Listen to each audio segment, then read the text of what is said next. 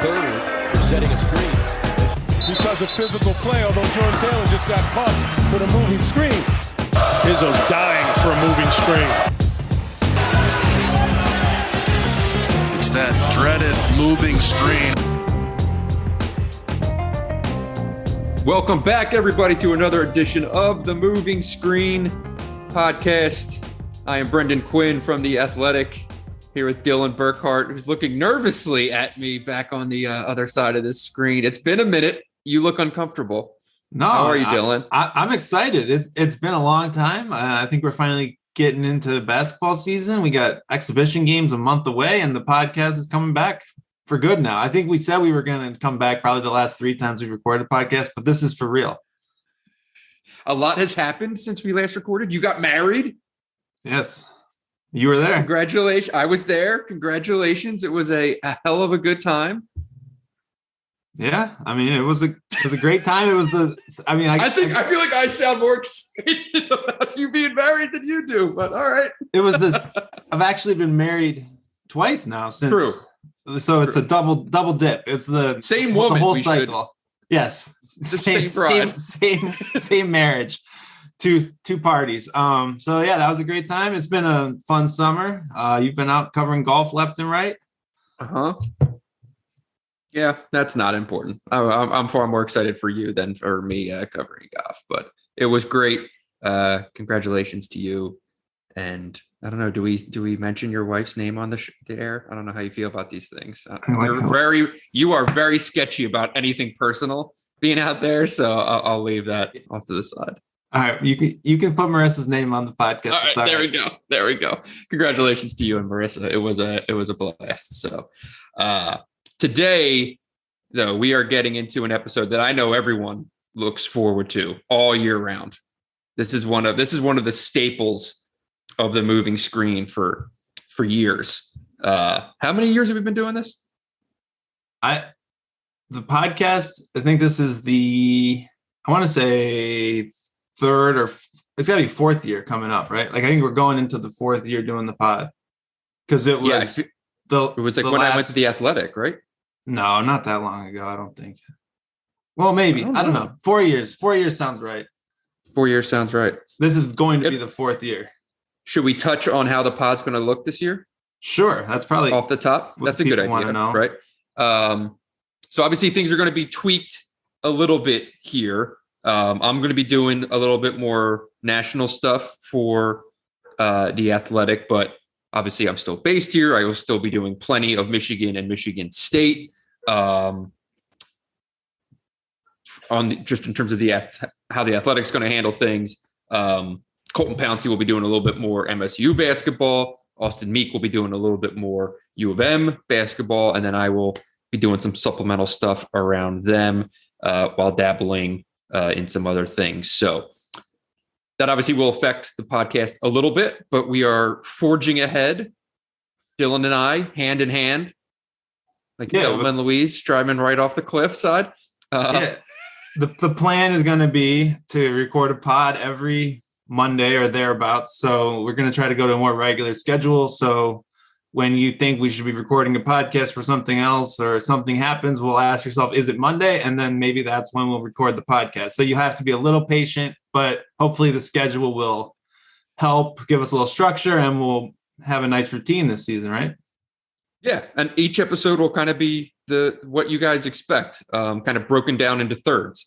Some combination of Michigan first or Michigan State first, and then the opposite school. And then, a chunk of the episode on the Big Ten on the back end. So, of course, some special episodes here and there, structure thing. And then obviously rivalry week will be its own deal. But yeah, that's what we're looking at. I'm looking forward to it. It will be easier with a set schedule. So we appreciate everyone sticking with us, so on and so forth. Today, though, top 25 players in the Big Ten, a staple for you and Alex over at Inside the Hall. You guys, you walk us through the voting process like usual. So we each come up with our own list. Then we kind of average them out, look at the rankings, and then we'd sort of debate up and down to come up with our ranking. I feel like some years we've been pretty on the nose, other years we've been way off. But at the end of the day, it's a great thing to talk about in the preseason every year. And it really is a good, fun way to jump into the year preview, kind of who's coming back, who's going to make an impact. And it kind of sets the stage for, I guess, the preseason. One note, Alex did say that he finds it very unfair that he doesn't get to participate in this podcast as we pick apart his thoughts. But I told him that's just going to be the way it is. That's how the moving screen rolls. And that's what we're doing. Does he invite you on his pod to talk about the top 25? I don't know if he likes, I feel like the moving screen is a unique place where we can actually pick apart our own work. I don't know if the Assembly Call Inside the Hall podcast likes to shoot down their own rankings as much. I don't know. Interesting. I'd say so. So you're saying we're thicker skinned? I think so. Okay. Well, I look forward to hearing Alex's response to that. So we will. I always like this exercise, I think, because it is a interesting portrait of kind of the strength of the league heading into it, right? A league is typically going to be as good as its best players. This isn't rocket science. So, there have been years, man, where you're getting into, those guys at the bottom, 20 through 25. You're like, man, that guy could be, he could end up being a second team all league guy. I could envision that happening. And then there's other years where you don't see that. And maybe by the middle of the rankings, you're kind of scratching your head saying, man, how strong is this league if these are the guys we're talking about here? I feel like this year's kind of a combination of both. It's always difficult for you guys to place the newcomers, obviously. And that's only exasperated by the transfer portal and this kind of influx of newcomers and things like that. Like I'm looking at this and, what do you do with Xavier Johnson, right? Like, how does Xavier Johnson fit in the league this year? We have no idea. We'll find out. So you want to hop into it, or you have any other prefaces? Yeah, I do think the newcomers are the hardest part. And I think freshmen are hard already. Transfers and these sort of all these different sideways transfers, guys left their team and transferred. What do you really do? How do you gauge? Like, a lot of guys are going to get minutes, are going to get points, but if you're not playing on a good team, I think that we do kind of side with that at the end of the day. Is like, it's one thing to be a contributor. It's another thing to contribute for a team that has a chance to actually win. And I think that was kind of our tiebreaker for a lot of these when we went through the list. So that's something we thought about. Other thing I'd say is what you shout out Boo Booey. The other thing I thought about with this list is what you were just saying. I feel like there's kind of a gap in how good everyone thinks the Big Ten is going to be and how many good players maybe there are in the Big Ten. It gets pretty thin pretty quick, and that was probably the largest takeaway. But I feel like kind of the national perspective is that this is going to be a great year in the Big Ten. There's a fair amount of contenders, but I don't know. It'll be interesting to see. There's going to be people that play their way higher onto the list. There always are. Yeah. But I don't know who those are, and it's really hard to tell right now. So it's an interesting spot for the conference. Kind of, I think you have teams sort of in a kind of in between state, right? Like, I don't know if they're contenders. Right. I don't know that they're terrible. They could probably make the tournament. Like, so it's an interesting spot for the league overall. Yeah. So later this week, we'll have the preseason poll that's going to drop on Wednesday. That Adam Jardy from the Columbus Dispatch and I tabulate each year. And I think you and I will record next Monday, and we'll probably get into the league preseason standings and kind of overall thoughts coming out of Big Ten Media Day, which is Thursday and Friday of this week in Indy. But just to touch on what you said, like, there's still probably a little bit of scar tissue left over from how last year ended for the Big Ten, when it was supposed to be this incredible league. And we talked about it all year long. It's the best of this. It's the highest rated Ken Palm league league since whatever the hell it was, 2000. And lo and behold, basically ate it in the NCAA tournament. So there's some lingering, feelings there about how good is the Big Ten in perception versus how good is it actually in the national scene. So, all right, You ready to get into this? Yeah, let's get into it. So I think we're going to go through the list in chunks of 5, basically, just to give it a digestible format, and we'll kind of pick apart who fit in where, and kind of Brendan will tell us where we went wrong. I'll tell him why he's wrong, and then we're back at this. All right, so 21 through 25. We'll go from a bottom upward. Yeah. So at number 25 is Jonathan Davis, who's a sophomore at Wisconsin. Number 24, Jordan Bohannon, a 12th year player at Iowa. Number 23, Michigan State freshman Max Christie, 5-star incoming guy. Most of our listeners are familiar. Number 22, Michigan State senior guard Tyson Walker, transfer, or I guess he would be a junior.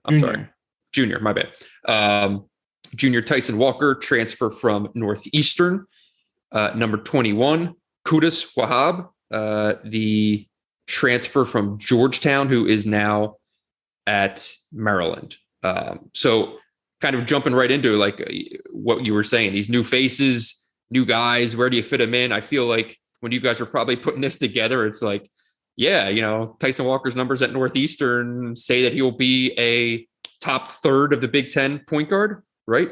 That's what Michigan State's probably banking on and desperately needs. I will say, I think if he is a top 25 player in the league at year's end, Michigan State's in good shape. Fair? Yeah, I mean, both of these guys, any path to Michigan State being a great team this year, I think includes Christie and Walker being great players. I think that's just for the roster composition, kind of the fit for what an effective rotation will look like. That makes a lot of sense, right? Like, I'm not really buying into an idea that if AJ Hoggard's your point guard, you're going to be a great offensive team. And I think it has to be Tyson Walker one way or another. But at the end of the day, how do you rank that, right? Like, what do you like? Is Tyson Walker a top 3 Big Ten point guard, or is he a top 6 Big Ten point guard? That's a world of difference. And I think Michigan State needs him to be that top 3 type of point guard. But here's the other thing that gets scary in a hurry. There's not a lot of it. It's hard to get the 3 top point guards in the Big Ten this year. There's really no proven guards in the Big Ten. And that's like a long way away from maybe 2 years ago when we had all these senior point guards in the league. Now it's kind of open season, right? There's a lot of up transfers or transfer from other places who are going to be playing in the backcourt for a lot of teams that expect to be good. And so how do you sort that out? I think Christie's a really interesting one. I think you could easily make a case that he should go in the top 15 pretty easily. We went back and forth on that, and we've had some of our worst misses on the list have been with freshmen. So it's really hard to figure out where to place them. And what I worry about for Christie is, like, how big is his role going to have to be for this Michigan State team? And what does that mean for maybe his efficiency and how good Michigan State is? So I had a hard time with both of these guys. They could slide in either direction, I would say, by quite a long way. Yeah, I mean, and it's also interesting that these are, I don't know if you said this right there, these are the only 2 Michigan State players on the list, which is obviously a major outlier in terms of how the order of things typically go entering any season. And you're right, if these 2 end up being top 15 players in the league, that's now you're talking about Michigan State being a top 3 or 4 team in the league, right? If they are where they are on this list, that's probably in that 5 to 8 range or 4 to 8 range, and then if they're misses, then we're talking about a year that looked like last year. So with Christie, I feel like he's hard to peg because, we all know he's a shooter. We all know that his skill level is high. What translates right now, what gets utilized immediately, and how much is he leaned on? And a lot of that is kind of predicated by Tyson Walker, right? Like, if Tyson Walker is who they think he could be as this guy who brings them back to being a little bit the way they looked like with Cassius Winston playing, a point guard who can actually play through a ball screen and create and make reads and give any level of semblance of order to the offense, which lacked last year. That's beneficial to Max Christie, right? Like they have to have spacing. They need the ball to actually move. So, I think it's really interesting. And where did you have Hauser on last year's list? Hauser was like 11th. He was top 15. I think that was one of the big misses. I think like Rocket Watts and Hauser were both probably two of the biggest misses on the list last year, which makes it really tough. And like that speaks to the point that I kind of just made, right? Like Joey Hauser was detrimental. It was massively detrimental to him to not have a point guard last year. Right. Correct. And it knocked everything back. So Rocket Watts not being who he thought it was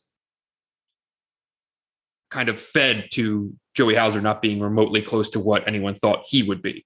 I think a lot of that kind of depends on Tyson Walker again. Yeah. So my question for you would be, so these are the only two Michigan State players we have on the list. If you were handicapping maybe the odds that someone is an all Big Ten first or second team player from Michigan State, would it be Walker or Christie, or would it be someone else? Would it be that, okay, having these other pieces around lets Joey Hauser get there? I feel like Michigan State has a lot of kind of like guys, but I don't know who. Like last year was obviously Aaron Henry was going to be an all Big Ten guy. Like when was the last time Michigan State didn't have maybe that one person who's a lock to be in the top 10 on a list like this in the preseason? And for me, Tyson Walker and Max Christie would be maybe elite role players with a guy like Henry on the team, right? Like you don't have to be the number one, but you can be a big time contributor who fits in and does all this. What I'm wondering at Michigan State is, do they have that top 10 alpha contributor guy, or is it going to just be depth and a lot of guys doing a lot of different things and just kind of scrapping by them? I guess what's the upside of that? Is there someone that we're missing that maybe has that potential to be that all Big Ten guy? What do you think? Yeah, I mean, if you're Michigan State, I think you're hoping that it's Hauser, right? That last year was the anomaly and that he is far more closer to what people were thinking after his freshman year at Marquette, and that by him being able to operate in a ball screen and, pick and pop and be able to shoot threes and be more of a creator and utilizing his passing ability and stuff like that. That's what you hope if you're Michigan State. There's obviously always the chance that, Gabe Brown just puts it all together, or that Malik Hall takes a massive step forward, right? I mean, it's college basketball. Those things can happen. So, but you're right. Is Michigan State, none of these guys are going to jump out at you, or you're saying you're penciling this guy in as, the obvious jump off the page NBA prospect or the obvious first, second team guy in the league. So, I think they're going to need to be the sum of their parts this year. And that's why you're seeing them, if we'll give a little like tease here. I'm looking at so we have 24 entries for the state of the program, or I'm sorry, for the Big Ten preseason poll. Oh, look at this inside info. Michigan State is slotted between the highest they're picked is third. But almost across the board, they're slotted between fourth and eighth. Right. And that's kind of what this roster speaks to. Yeah. And I think for me, if there's a guy that jumps out and is an all Big Ten guy, I think Christie's the guy that fits that, as far as like, okay, he's going to be a breakout guy who averages like 16 a game. And obviously he's a freshman and that might be weird, but I just think he has the upside. He has the pedigree. And I just have a hard time seeing guys who have been complementary pieces their whole career, like Gabe Brown or Malik Hall. I think they're really good, important pieces to have, but it's such a transformation to how they play that a guy like Christie making that jump could kind of change everything we think about this Michigan State team, to say, okay, well, now he's a 15 a game freshman, changes everything. Tyson Walker can do his thing. Everyone else can just do their thing if you have that guy. But otherwise, I worry about maybe some other pieces being that high usage cog. And I think we have to see it. And I think that's going to be one of the most interesting things to track early in the season with Michigan State. Yeah. All right. Well, I mean, we'll do a poll Michigan State episode, I'm sure, here in the next couple of weeks. Let's get into the other guys that we're talking about here. Number 25, Jonathan Davis. Interesting piece. Like, he's a guy that, man, I really, Wisconsin was so hard to watch last year, so annoying to watch last year, and it kind of overshadowed. I mean, I feel like he was one of the very few bright spots to come out of that place last year. And sticking around too. I feel like he would have been a guy that if he put his name in the transfer portal, he would have been a major target for some of the best programs in the country. But he's sticking it out, and now he'll be the kind of primary piece, still running alongside Mr. Davison, who is not on this list. He is not on this list, thank goodness. I think Jonathan Davis and Tyler Wall, like, that's an intriguing, maybe young core for Wisconsin, but man, that's not going to power you, right? Like Ben Carlson, maybe breakout sophomore, but I mean, Johnny Davis is the only Wisconsin player on the list, and he's checking in at 25. This team's going to be, I think, pretty rough. They're going to probably have a freshman starting point guard and Chucky Hepburn. I think he's an obvious breakout guy. He got invited he played with the USA basketball U19 team in the summer. Like, those are all the things you look for when we do this list of, okay, he fits that mold, but can he carry a team? Like, if there's a team that's going to drop, like Wisconsin's picked basically like 8th by everyone in the preseason magazine, I could see them falling maybe beyond some teams picked below them, like Rutgers or anyone like that. So I'm not in love with this Wisconsin roster at all. Like you said, they were a miserable team to watch last year. This is just the same thing without maybe the upside that we thought they're supposed to be, right? Like, they're just going to double down on playing full on 49 possession, grinded out, whatever Wisconsin basketball, I think.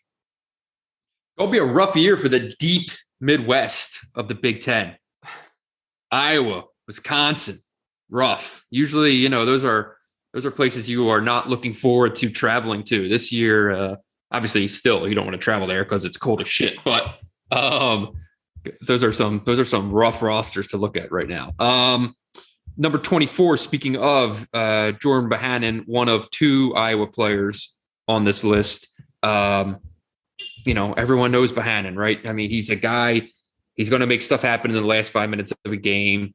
Made 2.5 threes per game last year. It's probably one of the 5 best shooters in the league.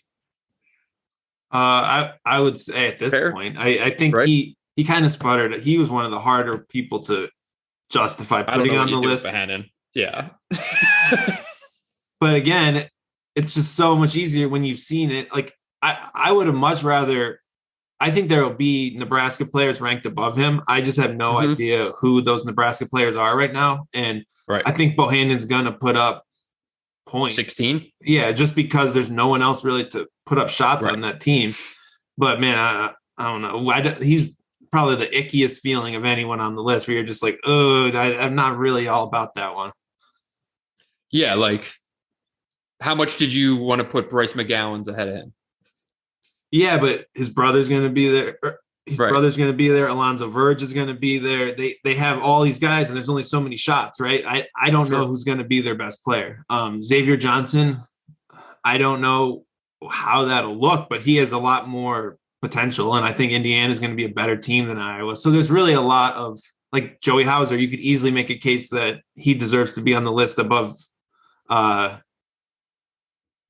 But again, we were very overreacting to some of our misses last year, I would say, with Hauser in that case. I have a Xavier Johnson question, and he's probably borderline on this list. So he's the Pitt transfer who's now at Indiana, put up big time numbers at Pitt, and but also kind of quit in February and kind of is erratic, let's say. Is he playing point guard? Like, is he going to be the lead point guard, or is he going to be more playing off of Lander and Finney and more of like an attacking guard role, or are they all competing for the point job? I think Xavier Johnson's the point guard on that team. And I think Finney is probably going to be the backup on that team. And then Christian Lander's on the team.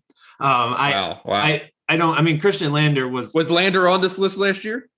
He was on this list last year. Yeah, there you go. You don't want to see some bad misses. I I think that lineup probably looks something like Xavier Johnson, Parker Stewart, Miller Kopp, Race Thompson, Trace Jackson Davis with Tamar Bates, 6-man, something like that. Right. That's Indiana, I think. Gotcha.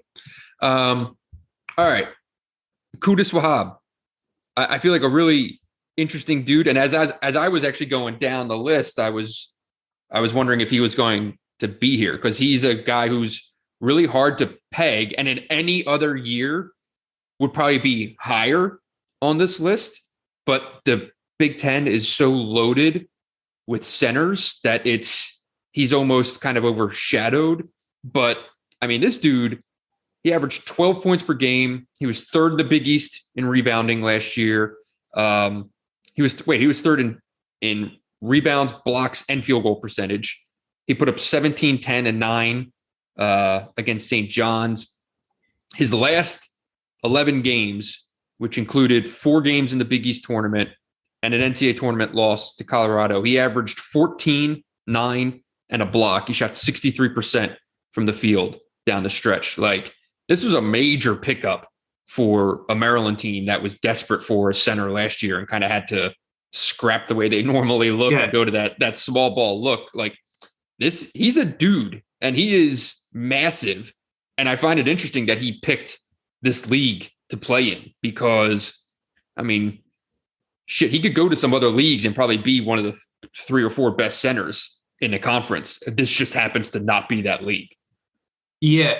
Like, do you remember there's like a week in probably April when Maryland got all these transfers in 1 week and everyone was calling them? They got Fats and Wahab on the same day. Yeah, and everyone was like, "Oh, Maryland's a top 5 team," and now it's just like, like I feel like we've now overcorrected, where everyone's just like, "Oh yeah, Mark Turgeon, Maryland, whatever," like middle of the pack.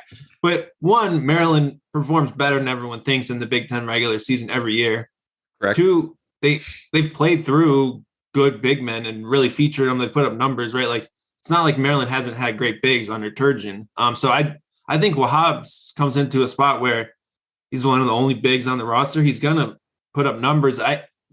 My only question is, does his introduction into that system maybe take away from what actually made other players on that team good, right? Like, was Donta Scott good because he was playing that small ball 5 and that gave him all his mismatches? What does that look like as a 4? So I just have some questions with Maryland about, can all these guys play together and what does that necessarily look like? But he could easily be underranked. There's so many transfers in this list that come from smaller leagues. He was in the Big East putting up numbers. He clearly can play, right? Like, I like him a lot. And I think he also spent a year or 2 working under Patrick Ewing. Not bad. Like, there's a lot of, you can poke some holes in what Patrick Ewing has done at Georgetown, but I imagine he's pretty decent at coaching centers. So he probably does all right there. Yeah. I think he's probably got that covered. So the other thing though, Wahab's the 3rd Maryland player on the list, right? So they have a lot of talent on that roster. And I'm just looking, I have a list of kind of aggregating all the preseason ranks, and they're pretty clearly a tier behind. Like, everyone has kind of a top 4, and they're much closer to Michigan State in terms of their average ranking than they are to any of those top 4 teams. So I think that's a little off, and I think Wahab could be a big reason why. Spoiler, we both picked Maryland 4th. How about that? Sorry, Maryland. All right. Anything else on Qudus?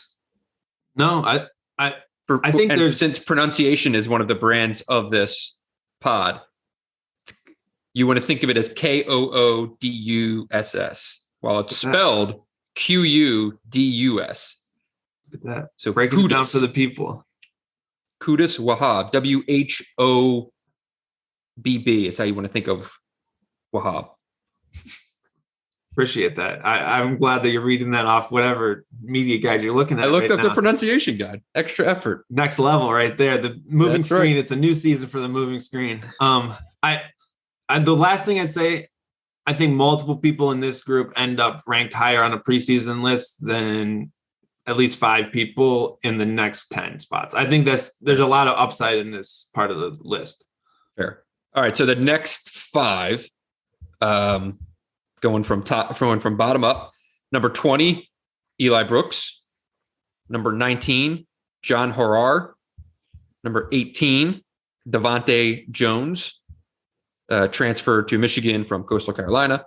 Number 17, Justice Suing from Ohio State. Number 16, Keegan Murray from Iowa.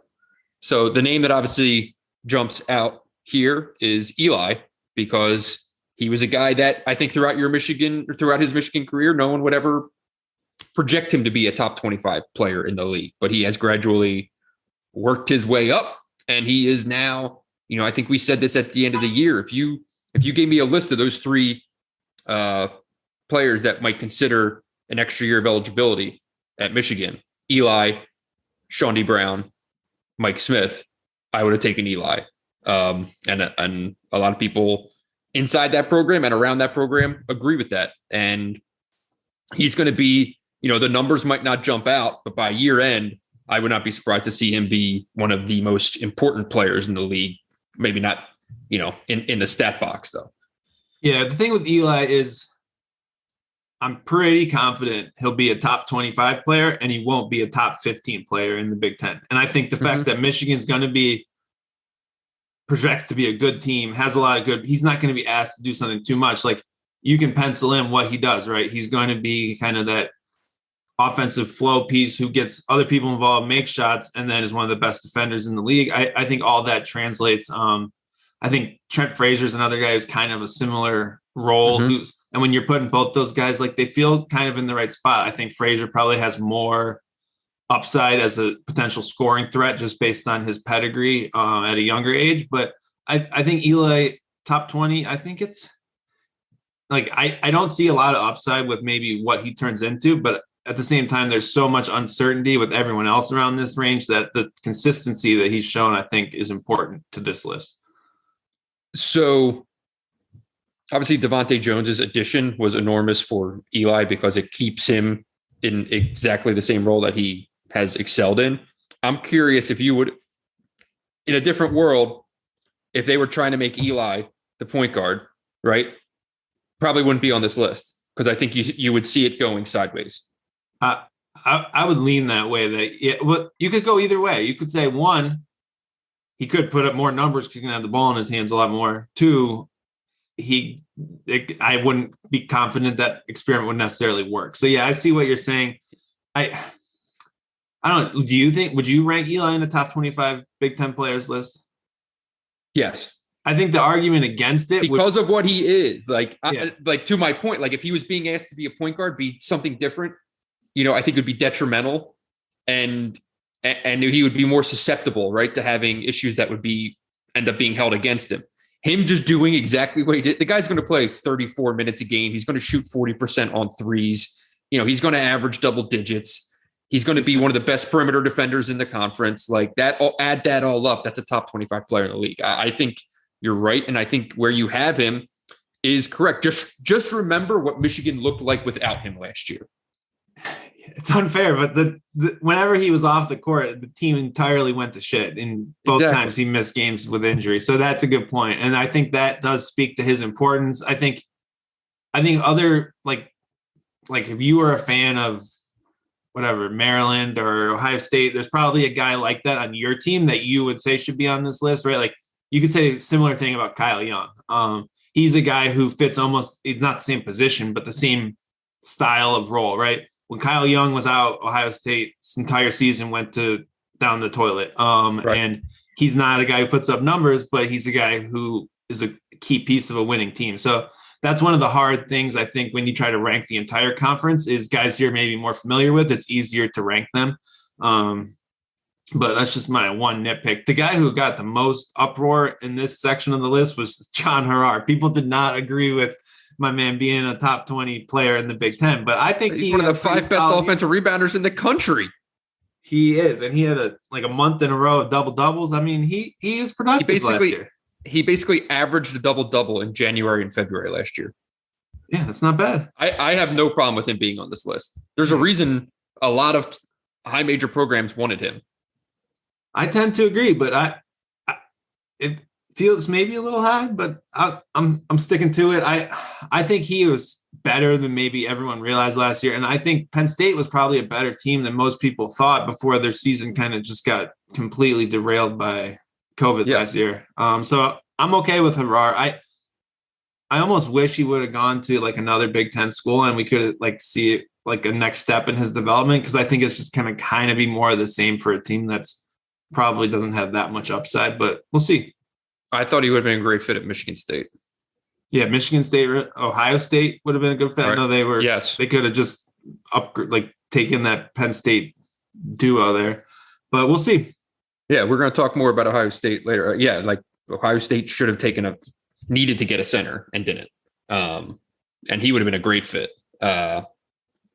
18, Devonte Jones. Is this kind of how confident do you feel about this versus how much are you just throwing a dart at the Mike Smith dartboard?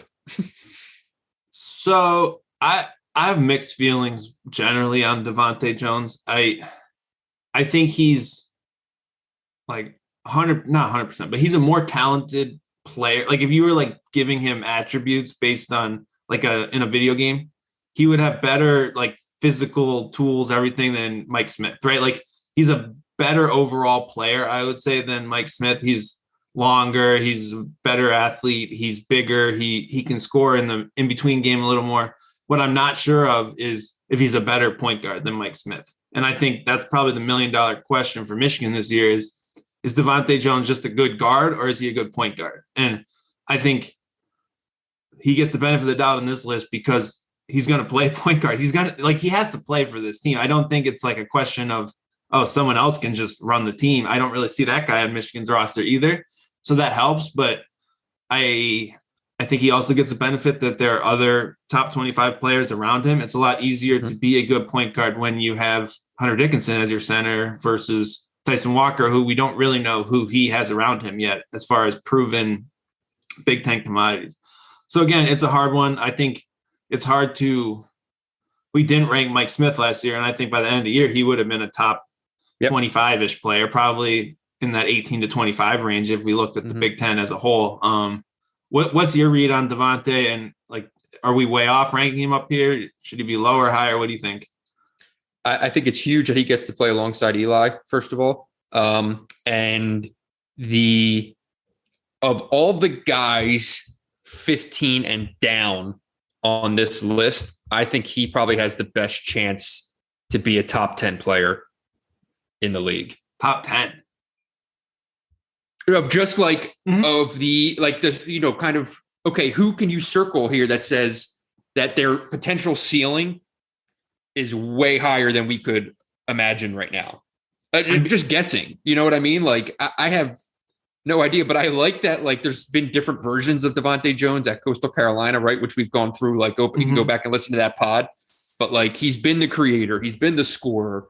Everyone, like I talked to multiple people who were at the G League Combine. They raved about this guy, right? So if I'm just putting it on paper and saying, okay, who could kind of be that outlier here that we just are not projecting high enough, I would guess this guy.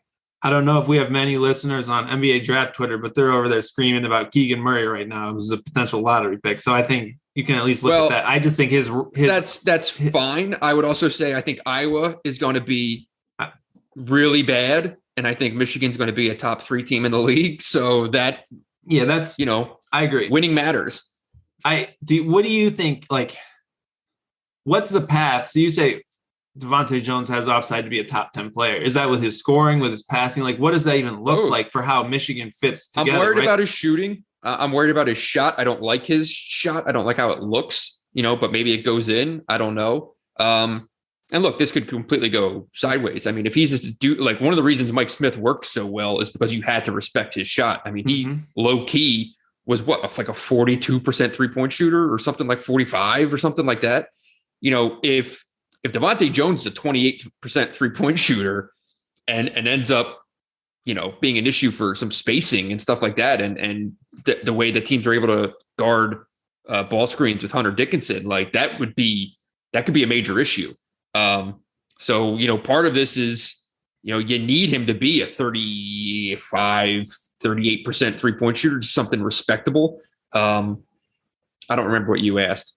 No, I was just wondering what Michigan looks like if Devonte is that good, right? Is it where? Yeah, I'm not saying I would pick him in the top 10. I'm just saying, it wouldn't be that shocking, I think, if he ended up being that good. If he's that good, then they are a Final Four contender. Yeah, I mean, they could be a Final Four contender even if he isn't that good, frankly.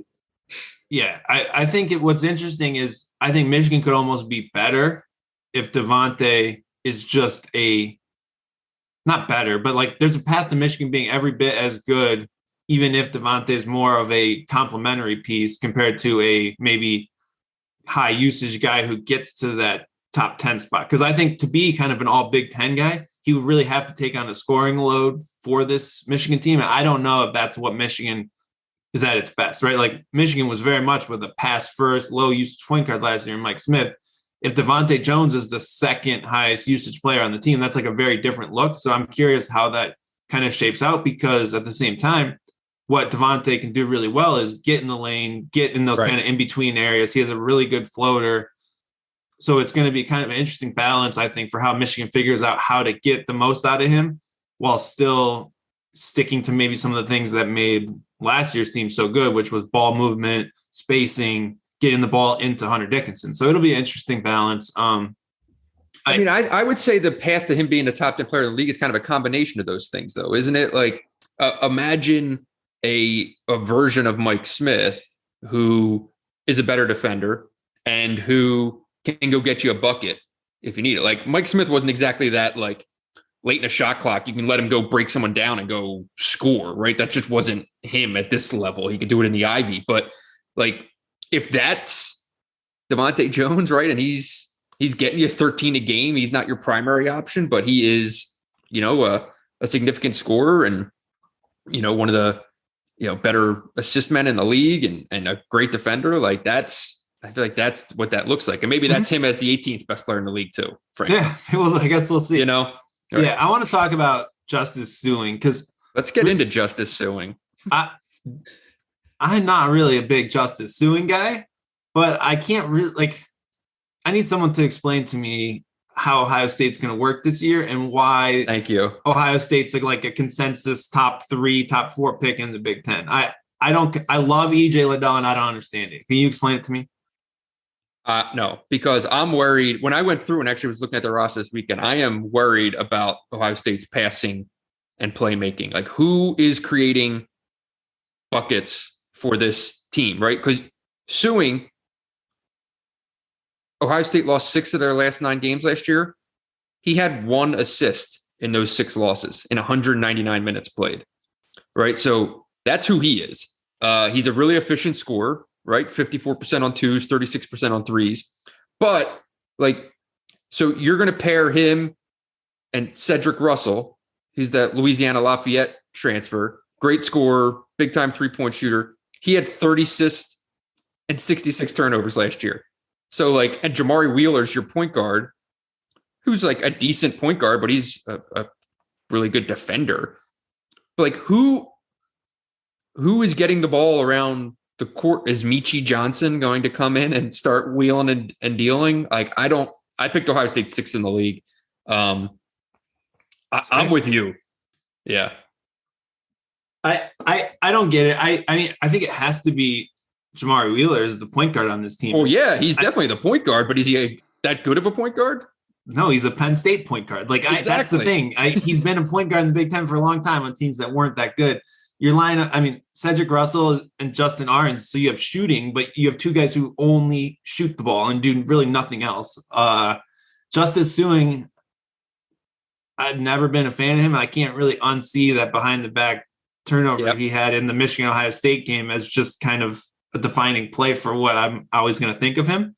Kyle Young, another guy who fits, but he's just going to be kind of a glue guy, right? And then you have EJ Liddell, who's just going to EJ Liddell is going to put up monster numbers because there's no one else that can really do anything with the ball in this team. So I don't know. And I guess maybe Sueing's that guy. He had a transfer sit out year. He was solid last year. Is he going to break out this year? Maybe, but I never remember watching Ohio State and like, wow, Sewing's going to be a all Big Ten guy next year. I didn't get that vibe. I think your hope, if you're an Ohio State fan, is that a guy like Justice Sewing is helped immensely by Dwayne Washington's departure. That it's something, look, Dwayne Washington took the air out of the ball and the gym at times, right? Obviously was immensely important for them last year and put up some big numbers and made some big shots. But at the same time, if you're a fellow guard on that team, I'm sure there were some times that you wanted things to look a little differently. So does that help him? I have no idea. The Washington thing's interesting because he was so ball dominant and shot dominant, but he also hit so many huge shots. Like, what's that team without Dwayne Washington? Mm-hmm. But you do see situations where you lose a guy like that and kind of the sum of everyone else does find a way, but gets a little freer. There's just a lot of kind of mid-majory feel to the backcourt, right? Like Jimmy Soto's, all these guys. Like, I'm like, I don't know. It doesn't feel like, oh, wow, that's a top 10 team in the country, other than EJ Liddell for me. And I know maybe like Chris Holtman gets a bump, but is that going to be a constant bump that we're just going to give him when the late season results haven't really been there? I don't know. Agree. Keegan Murray at number 16 in the league. I like him. I'm also curious to see him without Luka and Wieskamp, who are, obviously suddenly opponents now have to game plan for Keegan Murray. I like his game a lot, right? What is he? 6'8", long, good defender, good shot blocker, gives you a ton. All the upside for the pro scouts.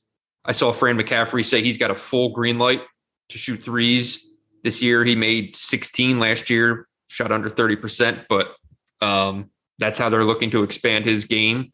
What do you like about Mr. Murray? His defensive numbers are pretty through the roof. Those are always thought of as indicators, especially when it comes to the NBA draft, but his steals, blocks, offensive rebounds, like all those kind of Franz-esque. Yeah. I don't see the offense. No. I just mean defensively. I think he'll be really good, but again, it's Iowa defense. Like what are we doing here? So yeah, he's getting all these stats, and I'd love to see him in a real defensive system, right? But it's not like he's going to make Iowa an elite defensive team. And his offense last year, like everyone on Iowa last year, their offensive game was just stand there and be ready to shoot when Luka gets triple teamed, right? So it's not like he's ready to, from what I've seen, ready to be this guy who's doing something offensively that really breaks down a defense, right? Like he was pretty much, okay, he can hit open shots, he can cut, he can do all these things. Like he's a great NBA prospect, but I don't really see it coming together in a way in Iowa that makes meaningful impact on the Big Ten this year, if that makes sense. We need a better analogy. I'm going to spend the rest of the day coming up with the perfect analogy to describe being the best defender at Iowa. That's what we're dealing with here. They're going to be rough, man. They're going to be rough. All right. You ready for the next group? Yep. Let's get into it. All right. So this is 11 through 15. Starting at number 15, Pete Nance from Northwestern. Number 14, Trent Frazier, Illinois. Number 13, Zach Edey, sophomore at Purdue. Number 12, Geo Baker. He'd be a super senior, right? At this point, has to be. Correct. From Rutgers. And number 11, Donta Scott at Maryland. All right, I'm going to let you do the Pete Nance. You couldn't even say Pete Nance's name without laughing. You're that. This is your list, my man. Is Pete Nance not a top 25 player in the Big Ten? No. All right. Skill-wise, mate, he's definitely skilled, but I break it down this way, man. When I look at Northwestern this year, and I had to bet a third of the games, Pete Nance will be their best player and top option. A third of their games, Boo Buie will be their best player. And a third of their games, Chase Aldige will be their best player. And that will be how Northwestern season goes, and they will win 5 games in the Big Ten. Maybe. 15 feels high, but 15 feels high is an understatement. There are not a lot of guys like he's been a Big Ten. Like there have been moments where Pete Nance looked like he was on the verge of being something. I agree. We agree with that. I would love to see Pete Nance in any other program. So that was the hard thing to get through. And like you look back when they were just rocking and rolling over Christmas, and like all of a sudden it was like Pete Nance 5 out, everyone's going crazy. Like there's something there, maybe. They could, like if Northwestern can be halfway competent, right? Northwestern's picked not last, but like 11th in the Big Ten this year, right? Like that's different. So I don't know. Who do you think will have a more impactful season in the Big Ten? Keegan Murray or Pete Nance, right? Like I don't even know if Keegan Murray will be a like high usage guy for Iowa, whereas Nance is going to put up stats. He's going to be decent for this Northwestern team. I think he has some of that potential, but we'll see. I can't defend it that much. I'll be honest. No, I mean, in terms of potential and skills, like, yes, 100%, man. Like Pete Nance has always been a super intriguing player. I'm not trying to knock him too much. Like it's there. But he's also been pretty enigmatic, physically. Some games he'll do something and he'll, go bang someone or move a body and then suddenly be passive. Right. I mean, the guy had 5 or fewer field goals in each of Northwestern's final 5 games last year. You at the end of his junior kill season. Shots. Like, where are you, man? They were just on that horrific losing streak. I can't get there. It'd be great to see, like, he's a dude who'd be great to see his college career, like, end on the uptick and end on the right way, right, man? Because he's played a lot of rough basketball for a program that's been trying to find its footing. And because he could transfer too and be an attractive guy. Like he would find some landing spots. And he's ridden it out with Chris Collins. So, I would certainly love to see him get kind of the payoff there, but I just don't know if it's happening. That's fair. The good news for Northwestern, I think their schedule sets up in a way this year where it's going to be very hard to lose double-digit games in a row in the Big Ten season. So progress. That's been the defining thing of the last 3 seasons. True. I think they've put together double-digit losing streaks. So I think they're like nice sprinkle of Minnesota games in there, and I think it's a safe year. No double-digit losing streaks. Big things on the horizon. Turning things around in Evanston, and Chris Collins needs it. Here's the other problem, though. I'm not crazy about many players in this grouping. Like I have more positive things I feel like to say about some of the guys who we had in the 20 to 25 range than like a Zach Edey or Trent Frazier or Geo Baker. And that's I would take Zach Edey out of Zach Edey's not, I feel like in that, if you want to say that about Geo Baker and Trent Frazier and Pete Nance, that's fine. But I mean, Zach Edey's upside is enormous. So I have a problem with upside. That means someone higher on the list has to play less. And I need you to tell me how this Purdue thing's going to work. Mr. State of the program himself. I don't know. Are we just skipping right over? All right, we can get into Zach Edey. Let's talk Edey. I want to hear your thoughts on this because I had a hard time. Like for me, Zach Edey has to be like your entire team. If you watch how Canada played in the FIBA U19, you have to only do certain things when you have Zach Edey on the floor because you can't run up and down the court. You're just going to build your whole defense around him standing there. And then offensively, you basically have to try to throw the ball into him when he's there because he's 7 whatever, and he's a monster. 7'4", 285. I think that Trayvon Williams is the same way. You when those guys are on the court, everything you do has to be through them. And I think they're the second and third best players on Purdue. And that's the whole problem I have with Purdue is none of that. Yeah, I'm super high on Treyvion this year. So then how are you high on Zach Edey too? That's my question. I feel like you can be high on both between Trayvon Williams playing, he'll play 28 minutes a game. Edey gets those other 12, 13 minutes. But, I don't know. Matt Painter, that wasn't a phone call. That was a Zoom call. Matt Painter looked me dead in the eyes and said that they're playing together. So and Matt Painter is not a bullshitter, right? Like he said, Williams has played half the summer at the 4 spot and that he is physically in by far the best condition of his life. He's slimmed down. He's moving better. He's spending half of their practices working with guards. For those at home, Dylan just rolled his eyes so hard that his new house might be off of its moorings. But I mean, I'll see it. I'll wait to see it. Like, obviously, you're not going to run that lineup out right when the matchups don't make any sense. But if you're playing a team that has anything resembling a traditional 4-man or, if you're playing any kind of size at the 4, right, then you can play that lineup. And if Trayvon Williams is a smart basketball player who's played a ton of Big Ten basketball, I don't think it's completely out of the question that he can. This is not AJ Hammonds and Isaac Haas playing together. For Purdue's sake, in the postseason, I think it would be great if this experiment fails in November, because it will absolutely fail when games matter in March. Okay. You're going I think it would be fool's gold if it works. And I think that's the big concern, because you can do it against whoever, but you should be figuring out a way that actually is going to win you games in the postseason. And I don't know. I'm just not crazy about it.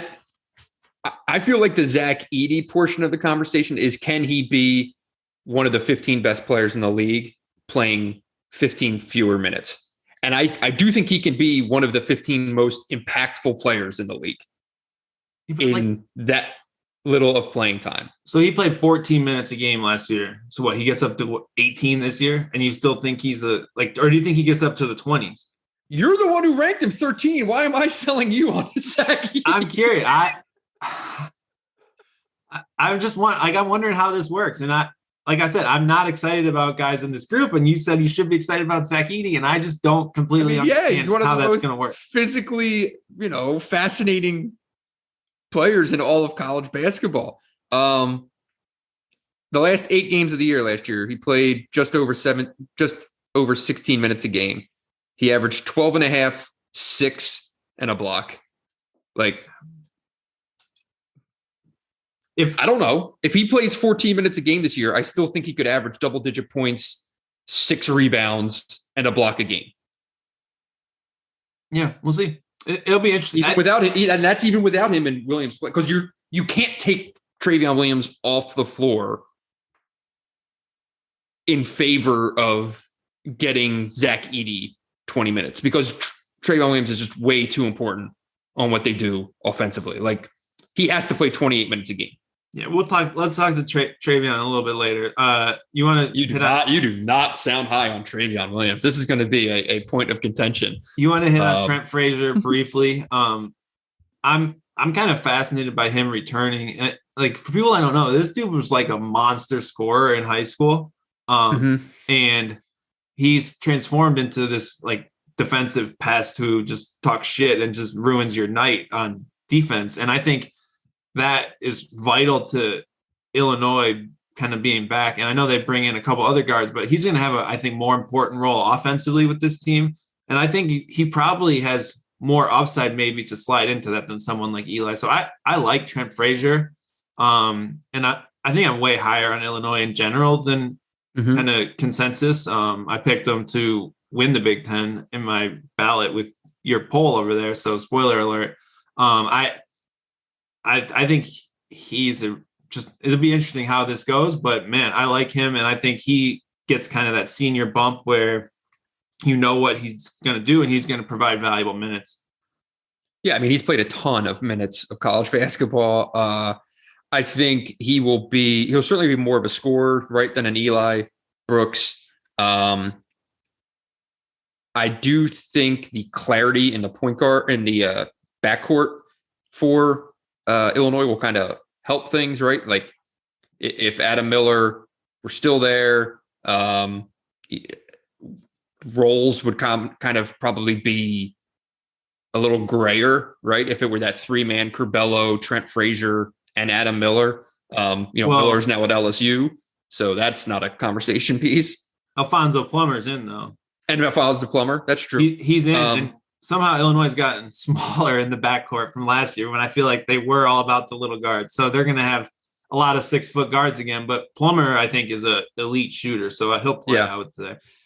So with Frazier, it's kind of there's also some good and bad, right? There are going to be games where he's going to look like one of the best guards in the conference, and then there's going to be games where offensively, people aren't going to forget that Loyola loss for a while, right? He went 1 for 10 in that game, but at the same time, people aren't going to forget the Michigan game when he came into Chrysler, put 22 on Michigan, and at times was the best player on the floor, right? So there is there are two sides of it, like a lot of guys, Mm-hmm. Geo Baker at 12. We are still talking about Geo Baker all these years later. Okay, sure. I'm not going to get overly excited or angry about Geo Baker being the 12th best player in the Big Ten. He's a career 38% shooter from the field, 32% shooter on threes. A lot of that was his early days when he was just shooting from the parking lot. But if he's the 12th best player in the league, then I like Rutgers being an NCAA tournament team. I'll tell you that much. Yeah, I think Rutgers is closer to just being an NCAA tournament. Like, I think we can just look. Like, I think this roster is good enough to make the NCAA tournament and be about what Rutgers has been for the last couple of years. I know they have some key departures, but I think there's still enough to be a competitive team. I actually have come out of the kind of offseason liking Rutgers more than I really ever anticipated to, which is odd. I don't think there's really any upside to how they play offense, but I think they'll be fine defensively and grind out some of those games. The end of that NCAA tournament game they had was just so brutal, but just ISO ball missed shot over and over and over again. But Geo Baker, I thought he had a decent year last year, and I think he'll have an opportunity to grow a little bit into a bigger role with Jacob Young out of the picture, and we'll see. I don't know. I'm not crazy about this pick by any means, but man, there are no other guards really to pick above him, and that's what's crazy about the league this year. Yeah. Donta Scott at number 11. You brought it up earlier. Like, if you were running back the version of Donta Scott last year, he's a top 15 player in the league. Shot 44% on threes last year while playing as an undersized 5. I can get there on Donta Scott. Is him being more of a traditional 4 a good thing or a bad thing? I think that's kind of the $1 million question. Him playing with a true center, not only a true center, but a true point guard. I think that's also just as interesting. Are you giving Fats the true point guard label? I think Fats is going to be far more of a point guard at Maryland than Fats was what he was at Rhode Island because that's what they needed him to be. Like, I think he can go there and be more of make that Mike Smith transition to being a little bit more of a willing passer than. I'm shocked that you're touting the A10 guy here, but from Philly, no less. For my problem is, I think Donta Scott will probably use fewer possessions this year because there's other pieces. He'll be in a less advantageous matchup spot. And I think that's Russell had 400 assists at Rhode Island, by the way. How many turnovers? And then I think that there could be some regression on his 3-point shot. Like, for 2 months, Donta Scott was shooting 60% from 3. What if he just shoots 34% from 3? Isn't as important of a role. I just don't know where he ends up on this team because it's just going to be such a different, everything about this team is going to have a different format, I think, than last year's Maryland team. And I think Scott could see his role shift because of that. But also, he had a really damn good year, and he's had a better year than most of these other combo forwards in the league. So I don't really see, I think he's ranked right about in the right spot. And I could see a good year from him again, or I could see maybe solid, but kind of take a backseat to some other pieces on that team. Yeah, I mean, I don't think either of us would be shocked if Donta Scott actually ended up taking a big step forward. Like I think he could be really good, but that 3-point shooting number, we're going to have the same conversation when we get to Ron Harper. Like the big potential swings in the numbers, right? Like, okay, well, any given version, the one that goes 1 for 6 looks a lot different than the one that goes 3 for 5, right? So, I think you're right here with Donta Scott. This spot looks right to me. So 6 through 10. All right. And then the good stuff. At number 10, Eric Ayala, whose name I still struggle with all this time later. Number 9, Caleb Houston, Michigan freshman. Number 8, Ron Harper Jr., back at Rutgers. Number 7, Trayvon Williams at Purdue. Number 6, Andre Carbello from Illinois. This is where it gets interesting. So how do you want to handle this? Do you want to go from top to bottom? Let's just go from top to bottom. How about you walk us through this group? Eric Ayala, way better than I think anyone gives him credit for. People over here talking about Fats Russell. Eric Ayala is a significantly better guard who's played in the Big Ten for a long time and is going to just take on a bigger role, I think. I like Ayala, and like this exercise made me think, well, maybe we're too low on Eric Ayala, just comparing his stats to everyone else in the league. I think he's more the point guard on that team than Fats Russell. Fats Russell. I think they'll play next to each other. Yeah, they will, but I'd much rather Eric Ayala make decisions for my offense than Fats Russell. One guy can make threes, one guy has played on good offenses, and one guy just is a shot chucker who had a good season 3 years ago. So I'm not high on Fats Russell, and I think Ayala needs to be kind of that go-to guy for this team, and he fits the profile of a guy who should be a very good Big Ten guard. And if Maryland's going to be a good team, they need a good Big Ten guard. Yeah, I think you're way too low on Fat's potential. This is not, and it's not. I'm not saying this because he's from Philly. I'm not saying this because he's from the A10. Like, he had a 38% effective field goal percentage last year. Last year, he played injured on a really shitty team. He had a 38% effective field goal percentage in 2019. Crushed with COVID concerns. Last year was an absolute mess at Rhode Island. His freshman year still happened. He's a 28% career 3-point shooter who has attempted 583s. I understand. I'm just saying, I think there's a chance that a guy like him with real players around him, put it this way, if he plays that way at Maryland, he's not going to play. So the only way for him to stay on the court is going to be a workable version. You picked Maryland 4th. This guy's going to play 28 minutes a game for them. Yeah. If he can be I understand the concerns with him, but you're also making him sound like some just trash guard who can't do anything. The guy's got 1,400 career points, 400 assists. It's pretty good. He also took Trey Young's soul in the NCAA tournament once upon a time. So I'm really curious to see that backcourt. I'm excited to watch Fats. I mean, he's one of the most exciting players that you can see. I hope he is going there to be, more of he's going to be a scorer, but he also can be a guy who sets the table pretty well and gets the ball into interesting spots and can be a dynamic player. So I think it's beneficial to Ayala to be alongside him. Yeah, I think I'll buy that. Yeah.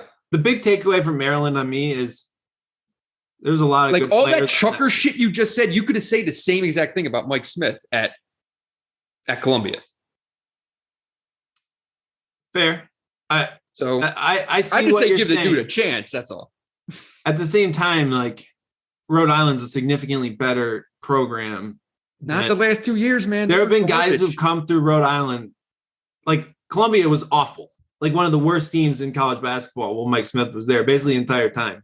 And there's been talent at Rhode Island in the last 4 years. They're not if every year the worst team in the A10, kind of like Columbia was. That's the difference I would say with that. Maryland, for me, this exercise says there's a lot of talent on that team. It's going to be kind of one of those classic Turgeon years where everyone complains they're not as good as they maybe are supposed to be, but I just think they're generally undervalued heading into the season, and maybe that will make me look like an idiot come December, but we'll see. I'll buy it. Number 9, Caleb Houston. How confident are you in this?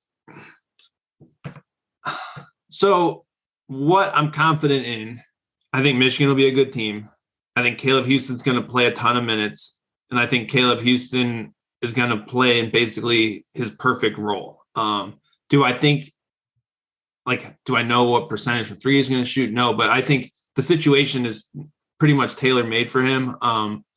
He's one of the most kind of refined shooting wing prospects that I can remember watching based on his experience with Team Canada, with Montverde. Like, he's played in that role a bunch with really good players. So that's what I like about him. Obviously, the big swing is going to be, does he shoot 40% from three or 35% from three? I think he'll attempt 6-7 threes a game pretty easily for this Michigan team that needs shooting. And so that's the tiebreaker. If you put Max Christie and Caleb Houston's spot and you switch the two, like, I might switch their rankings, if that makes sense. Just, I think that team fit plays a big part in terms of the kind of upside of the team and how good I think the surrounding pieces are. I'm going to read you a quote that Juwan said when I talked to him this summer for like a preseason thing. Everyone talks about the shooting, right, when it comes to Houston. And this is what Juwan said. I see more. One of the things that's very underrated in his game is his ability to play with his back to the basket. How he's able to handle the basketball is underrated. He's also an underrated passer because he's got a high IQ. We love that, and we will use that. Like, the second I wanted to ask Juwan, right, about Houston, he automatically went to you peg him as a shooter, but this is what else he can do. So I ask you, where do you fall on that? His potential of, like he said, back to the basket, a guy who could maybe back a guy down and hit, that 15-footer and do more probably than what people are anticipating. Because to me, for him to be a top 10 player in the league, it's going to have to be more than shooting. So what I would say is this: who was the last player? Who does that quote sound like Juwan talking about, that Juwan's coached at Michigan? It sounds a lot like what I think you would have heard Juwan say about Franz Wagner when he got to Michigan, as far as a guy he trusts to play and is going to say he does all these other things even when he's not making shots, right? Sure. So for me, I think that is a tell that he's going to play a lot for this team. And two, I think Houston showed, if you go watch what he did this summer with Team Canada, he played on the ball more than I've seen him play on the ball ever, and looked pretty good doing it. I do think it's going to be complementary in a way where it's not like you're going to put him in a bunch of ball screens, but he can get downhill and drive to the basket off a closeout. A lot of similar ways to how Michigan used Franz in a sense. I think he's kind of an interesting hybrid of, you can get maybe 5 things that Franz did on offense and 5 things that Isaiah Livers did, and that's what you can get out of Houston. Do I think he's going to be posting up all the time? No, I don't really see that in his game. But I think that's something that Juwan probably wants every player on his team to be able to score with their back to the basket, right? So I see that. That's my read on it. I was like, if you watch him play with Montverde, he would dribble 5 times total in a game, right? It was all off the catch movement, but he's playing on a super team, basically. Team Canada, he was the best player, and he had to play with the ball in his hands and look far better than I expected. So I think there's a balance there. I think he should end up as Michigan's second highest usage offensive player, though, in a way that, I want to say maybe a Ignas Brazdeikis role, where he uses it, when he's going to touch the ball, it's usually going to be a shot attempt. So that's going to lead to him putting up pretty good usage numbers. Whereas a guy like Devonte, Eli, they're going to be distributing more, doing a lot of that stuff. Yeah, I'm most interested in seeing his shooting. I remember Kevin Boyle just raving on his ability. When people say, oh, he's a shooter, right? You think of a spot up guy. And with Houston, he's a dude who can make shots going left, going right, off the bounce. Like he's got this very versatile kind of skill set in terms of getting into his shot, which is kind of rare, especially for like underclassmen in the college game, right? Because these guys are usually that's what pros do. So I'm just curious to see the variety of shots that Houston is able to take and make. He also has a shoot again mentality. Like he had some really bad shooting games with Team Canada, but he kept shooting and shooting from not just wide open shots, but 6 feet behind the line, whatever else. Like he hunted his shot in those games. And I think that's what you want. And it also speaks to how he's going to end up putting up points, because there's not a lot of other shot hunters maybe in what Michigan's starting lineup would be, right? Like on the perimeter. Brandon Johns is not a shot hunter. Eli Brooks doesn't hunt his shot. Devonte Jones might. We got to see how that works. But like Houston's not going to go out there on the floor and not get shots up, and that's kind of a key part of his game, I think. Where would you have ranked Houston in the? Man, it's so hard because we're about to go through this top 10, right? Of all of these names, only 2 of them are projected lottery picks next year, and in a league full of centers. It's Caleb Houston and Jade Knight are the 2 players with, and you mentioned that there's some people are giving Keegan Murray lottery love. I mean, but in terms of guys who are legit lottery prospects right now, it's Caleb Houston and Jade Knight. So you have to put him in the top 10. Like you said, he's going to play a ton of minutes. I like that there's this easy kind of flip with him and Franz in terms of role, minutes, responsibility. I have no idea how he's going to be defensively. I don't even know what the questions are there, but he's got decent length. Yeah. He's long, he's smart. He's not super athletic laterally or vertically. Right.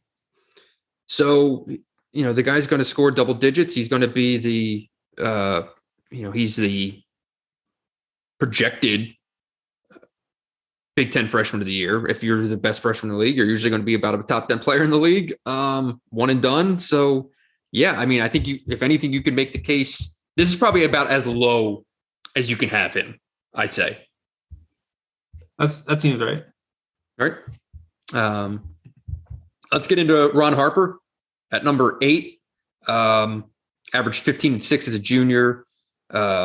He's kind of same guy, right? Same thing, kind of running it back a little bit, playing alongside Geo Baker. He's going to be put into spots again to kind of create weird matchups. But which version of Ron Harper Jr. does Rutgers get? Because we were talking about him as a player of the year candidate in January of last year. And by the end, he was a third-team all-league player. And the shooting spelled that out. Shot almost 42% on threes the first 12 games of the year. Averaged about 19 a game. He shot 19% on threes in the last 15 games of the year. He averaged 12 points per game. That's the thing. So he's a small ball 4 who puts up a ton of threes, who is a 31% career 3-point shooter. He's proven he can have those kind of outburst games, but if he's never gonna his shot looks really good. It was clearly something going on. It's hard to go and shoot that poorly for that long like he did. So and he's an 80% free throw shooter. He can shoot 71% free throw for his career or for the season. 74% last year, 71% this year. Okay. So he I like him. This is a plug your nose and rank him 8th in the league though. I don't know. Sure. I don't love the spot. He's a proven guy who puts up numbers. Just can he start making some of those shots? If he's a 40% 3-point shooter, all of a sudden Rutgers is really good. He's another guy I'd love to see on a functional offensive team. I think he could be a stud if he played in, I don't know, any sort of ball screens, floor spacing offense that would give him good looks instead of whatever he gets at Rutgers. So talent's there. Would I bet on him shooting 40% from 3? Probably not. Yeah, I agree. And that's the thing. If he's a 28% 3-point shooter, then there's this is not where he lands at the end of the year. But he should be Rutgers' best player, and Rutgers should be a team that wins right? 10 games in the league. 9 to 11 Big Ten games. Yeah. Yeah. So I'll put it this way. When I got to Ron Harper at number 8, I didn't like raise an eyebrow or anything like that. But this is kind of, I think, where you could argue to put Caleb Houston ahead of Ron Harper just based on projection. But to me, this is where the line is. This is where the drop off is. And Caleb Houston's kind of right on that line. And then everyone from here on is the elite talent of the league. Right. Yeah, I think that's fair. If Ron Harper's the 8th best player in your league, I'm not sure your league's that good.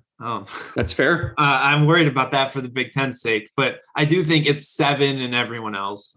Yes. I think with Houston, I think is right on the line though. It's just like he's a freshman, so it's really hard, but he has the talent to be in this grouping. And he's also a freshman and could very well be below this line, right? Because who knows how shit happens. So we're starting with Treyvion at number 7. I'm going to let you take this. I think we're low on Treyvion overall. I think he'll I would say he's probably going to be he'll be a first team all Big Ten preseason. Although I think they do 10 players, which is just stupid. We do 5. I'm not crazy about his game. He had one of the highest shot percentage rates in the country. Purdue wasn't actually that good last year. They were fine. They weren't great offensively. What does Treyvion look like? He doesn't need to be, he's not as efficient as the other bigs in the league. I don't think Purdue's offensive upside hinges on him using 36% of Purdue's possessions. That's like insane. That's what you like. I don't get how this all comes together to make Purdue a better team. So that's my worry with Treyvion. He's going to put up numbers. He's a really talented offensive player, but he's undersized. He's not a good defensive player. He's not really a two-way player. And he has another guy in Zach Edey who's going to be fighting for his minutes. So I think it's very likely that he has a lower usage rate this year and plays maybe even fewer minutes than he did last year based on all the roster kind of congestion on that team. So, okay, a few things here. At his best, right, Treyvion is as dominant as anyone in the league at his best. And it's often late in games. Just ask Michigan State. He's probably the best passing big in the league. I'll buy that. He's an elite rebounder, 4th nationally in offensive rebounding percentage, 51st in defensive rebounding, draws a shit ton of fouls. Yeah, he's not a great foul shooter, but he draws a ton of fouls. At the end of the day, he finished 10th in Ken Palm's Player of the Year rating last year. And the only other returnees in college basketball on that list are Drew Timme, Kofi, and Hunter Dickinson. And if maybe that's the pecking order for bigs in the league, right? Dickinson or Kofi, Dickinson, Treyvion. But I think he's a legitimate conference player of the year candidate. I think in the perfect world of how Purdue can be, right, the Final Four version that some people are projecting them to be, or the Big Ten conference champion, whatever you want to say, right, is that Treyvion is better by being not as relied on, if that makes sense, right? Like, I think so much of Purdue's issues last year were that they were trying to figure out what they were over the year. They were the youngest team in the country. And it took them a while to realize how good Jade Knight was, right? And it took a while for Jade Knight to learn how to be who he ended up becoming at the end of the year. Like, there was so many moving parts in terms of Purdue finding its kind of cohesive version of itself that, given an off season with one of the 2 or 3 best coaches in the league, having, I think, a clear version of what they look like with Wheeler at the point, right? Ivy as this attacking guard. Hunter at the point. What did I say? You said Wheeler. Sorry. He transferred, didn't he? Yeah. St. John's. Like, that those pieces all come together and that they're able to use Trayvon Williams in the best way possible. And if those things all come together, I don't think it's crazy to think that he could be the conference player of the year. I just don't like He's going to produce crazy numbers. You're acting like that Purdue's figured out the best way to use. Purdue's going to be figuring out what the hell they're doing with this situation this year, where the best player on the team isn't going to be put in an advantageous situation. That's Jade Knight, the best pro prospect, right? And Jade Knight looked incredible in USA basketball, playing in transition, playing out of ball screens, getting downhill. And you're going to try to be plugging Jaden Ivey into this too big, centric, slow half-court system that doesn't run many ball screens. Like, I don't know. You were already a team that got beat from the three-point line regularly, right? Like, that was a big issue for the Purdue, shooting and defending against the three. You're going to now put Treyvion at the 4 sometimes, who's another non-shooter. He shoots 50% at the free throw line. I think there's a lot more red flags with how Purdue sets up than maybe we're giving credit for, other than just looking at, they return all their minutes. I don't know. I like Treyvion, but I agree with you that for Purdue to be their best, his numbers kind of have to take a little bit of a step backward. And that doesn't really mean to me that he's going to be a player of the year if Purdue's going to be really good. I think if Trayvon Williams is the player of the year in the Big Ten, Purdue's maybe not quite as good as we thought, if that makes sense. I mean, I don't think it's out of the realm of possibility that both he and Ivy are first team all league.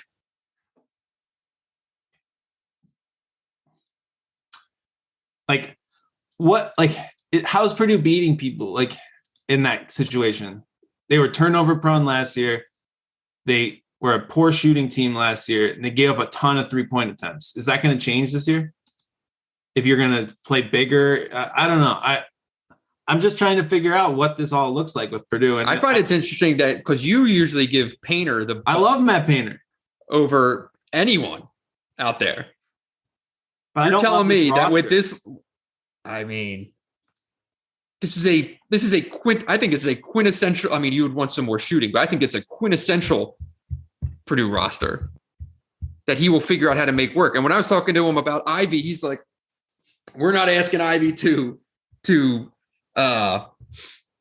worry about passing or creating. Like, we just want him to score and go and attack and, focus on better shot selection and stuff like that. Like, they're going to be putting him in screens and let him just go run fucking headlong into the basket. Like, there's not going to be like looking for him to create or do anything beyond what he is. I mean, I agree with you. 3-point shooting is a concern for sure. I mean, you're going to have lineups out there where Stefanovic is basically the only pure shooter out there, but they are confident Ivy can be a better shooter, but everyone says that. I do think Ivy will be a better shooter, but he also shot 22% from 3 in the Big Ten. I think he'll be like a 33% 3-point shooter who takes enough to make, one of those kind of guys. I mean, I'm concerned he was a 28% shooter at FIBA. Like, he was a 26% shooter at Purdue last year, 28% shooter at FIBA. Like, is who he is. Also, his shot selection was shitty though. So, maybe if he sets his feet, it could be a little bit better, but I don't know. But on Treyvion, that's who we're talking about here. I'm thinking about picking him as my player of the year preseason. That's wild to me. If you were drafting a team of Big Ten players, different question. That's not the question. It's part of it though. No, it isn't. How is it not part of it when all these other guys are going to be in similar roles? Like, I don't know. I'm just not as excited about his upside based on some of his obvious flaws, like making free throws, not stretching the floor, potentially having to play the 4. These are all things that make me less excited about Trayvon Williams this year than more excited. So I hear you. And I also think that you can pick apart Hunter Dickinson and say at the end of the year last year, like, people were figuring him out, and, he has a ton to prove. And you can say there are limits on his game as well. Kofi Coburn is entirely dependent on who is giving him the ball and where, and pretty one-dimensional as a scorer. He's obviously a dominant, rim protector and rebounder, but so when do players generally improve the most between their freshman and sophomore year? So you have to give Dickinson an advantage there compared to Trayvon Williams going into his senior year. What about defense? Hunter Dickinson and Kofi Coburn were both tremendous defensive players. I wouldn't really say that about Trayvon Williams. What about opportunity? Trayvon Williams has another guy who's on the top 15 who's going to be playing his same position. Kofi Coburn and Hunter Dickinson are going to play every damn minute I think that they're capable of this year. So I just can't get there with Trayvon over either of those guys. You want to compare to Trace Jackson Davis? Sure. Maybe we can get into that discussion because I don't know what to really expect of that situation, but that's my Trayvon take. And he's going to be productive and everything. I'm just not excited about a team that Trayvon Williams is your best player and like Luka Garza is the kind of guy you want to lead your team in historic usage rates, right? Like he was really efficient. Trayvon Williams had 100 offensive rating. That's not good. It's just like replacement level offense that you're just going all through one guy who sucks in all of every possession. I don't love that. All right. That's my So you don't think there's any scenario in which Purdue is able to figure out how to use him, that 18, 19, 20 points per game out of him while using him in a better way? Are we going to sit here and say he's going to start making free throws? That would be a huge help. That would help. But he's 49.4% for his career. He's shot right around 50% every year. Is he going to start making jumpers? I think 2 of the only jump shots he's ever made were in that Michigan game 2 years ago when he put up like a 50. I don't know. I don't really see it. I think he's kind of maxed out what he is. So I think the best case would be get a little less, figure out how to use that while getting the other things you want. And I think that's a really big ask for Matt Painter, in my opinion. Okay, that's fair. Next up, we have another tricky one, Andre Carbello. Very tricky. Best moments that Andre Cabello had last year, I would put him up against anyone in college basketball. Like they were spectacular. His like vision and wizardry out of ball screens can be incredible. The problem is half the time he just does something absolutely maddening. And turnovers were a huge issue and he couldn't shoot a lick. But I also think he's pretty clearly the best point guard in the Big Ten coming back based on what we have to go off of. Is there a better stat in college basketball than the extremes of Andre Carbello? 40% assist rate in conference games, also a 26% turnover rate in conference games, 52% on twos in conference play, 19% on threes in conference play. It's just, you could tell me right now that Carbello is going to be the far and away best guard in the league. And I would say, absolutely, I can see it. And you could also tell me that Andre Carbello is going to be an absolute bust/disaster as a sophomore. And like you said, the word maddening. And I would buy that as well. Yeah, it kind of reminds me of that backup Wisconsin quarterback came in the game and they're like, well, he's thrown 12 passes and they've all been caught by someone and 3 of them were interceptions. Like something's going to happen when Carbello has the ball. It's just no one knows what. I'm worried about his shot, and we'll talk about Ivy in a bit, but I think there's a big difference between a guy shooting 16% from 3 and attempting like barely a 3 per game and a guy shooting 16% from 3 and getting up like 3 threes a game. It tells me one guy has the green light to shoot and can actually make some shots in practice. One guy can't. And Carbello was 5 of 31 on the season. That's a scary number. Like that's like Xavier Simpson, where you're going to get, if you're as good as you think, people are going to just completely leave you and dare you to make threes in a way that maybe they didn't when you were that backup guy. So that's the big worry for me.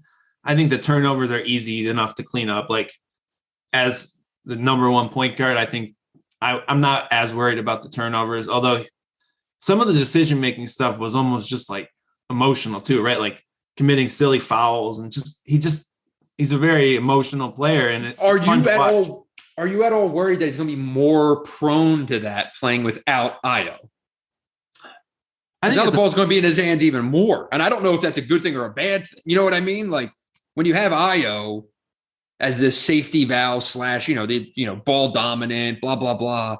Carbello was just kind of able to be his wild self, right? And just go do all this crazy shit. And it was great because he was playing alongside one of the, 3 best guards in the country.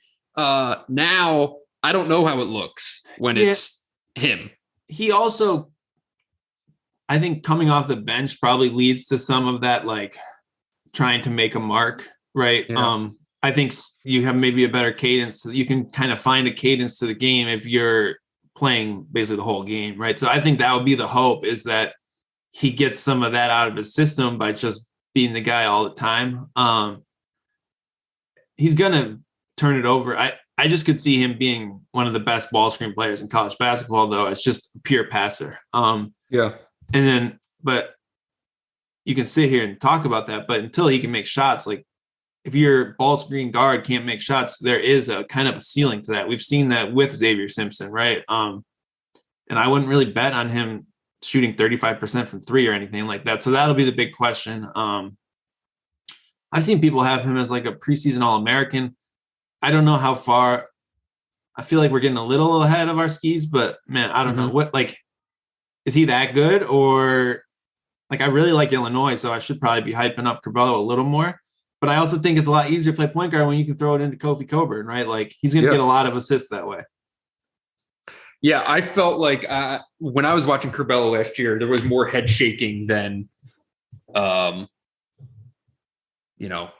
head nodding, whatever you want to say. Like he's just kind of, for me, he was always just kind of a hold your breath type of dude.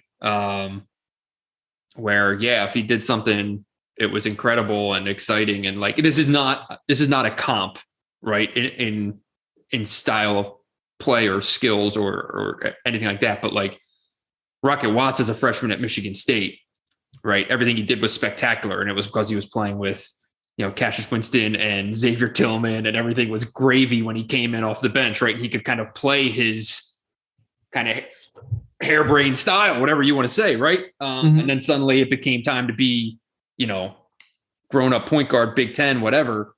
And it didn't quite work. Right. And again, they're 2 very different players, but I'm just saying it is easier when you're coming off the bench on a team filled with studs and you're able to kind of do your thing. But there were times last year where I'm just like, you get this guy off the court. Michigan was saying, get this guy off the court when he was at Chrysler. So like there's both sides of it.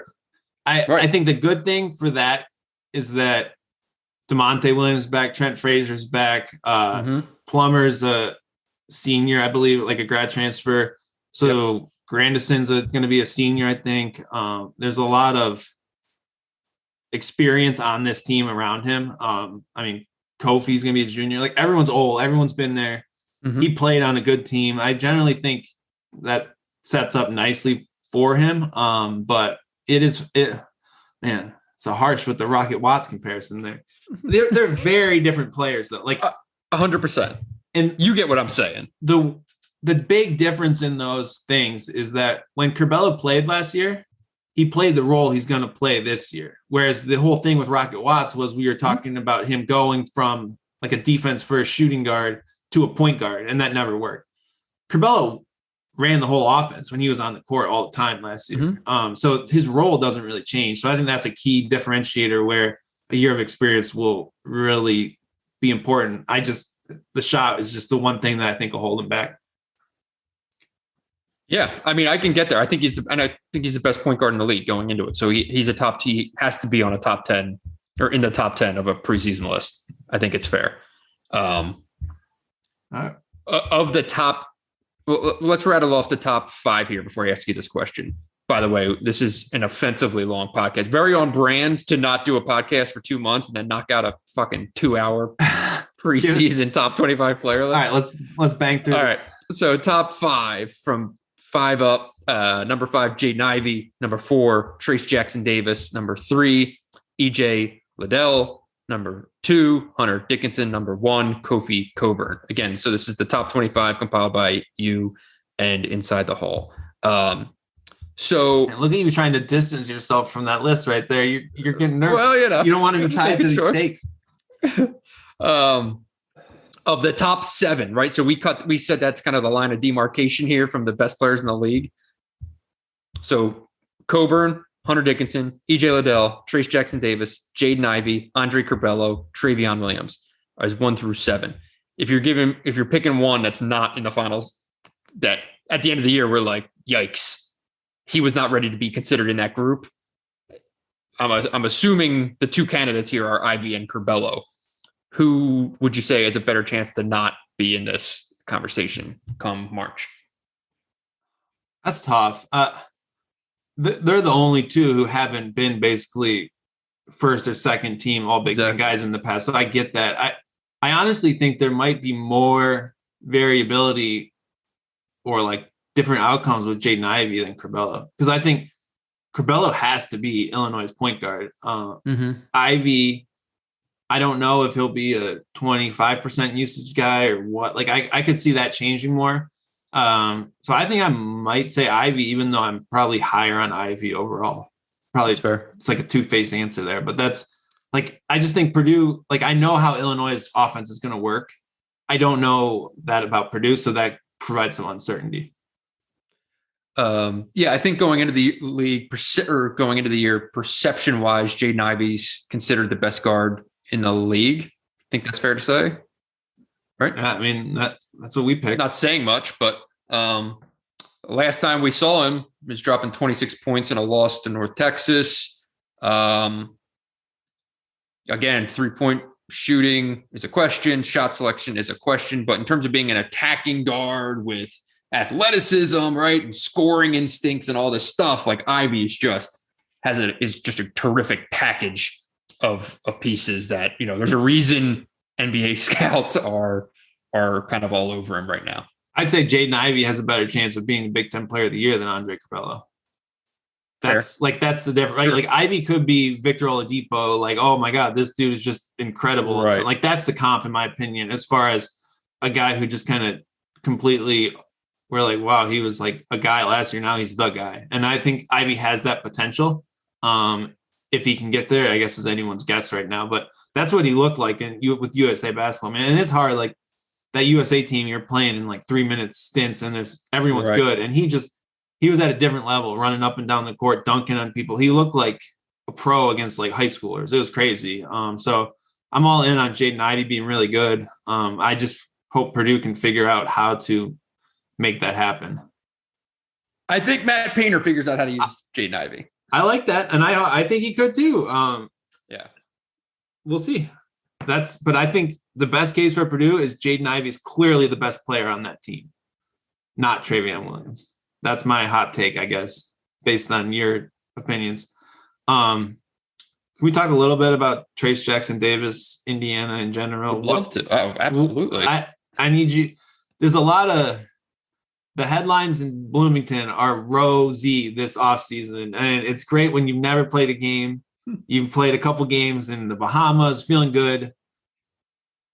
I guess, like, are we buying or selling on this Indiana project? They're playing 2 closed exhibition games. They're not even having an exhibition game. It's going to be, oh, baby. I don't know. Like, I want to like it, but I want it to work. I don't love the league is better when Indiana's good, for sure. Yeah. So what's our read here?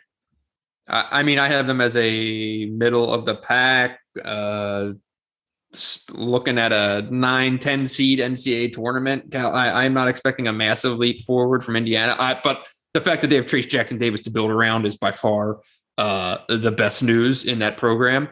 I don't know, man, because it's like the same thing you come back to. Like, is the spacing going to be any better? Are they going to have anything resembling good sustained guard play?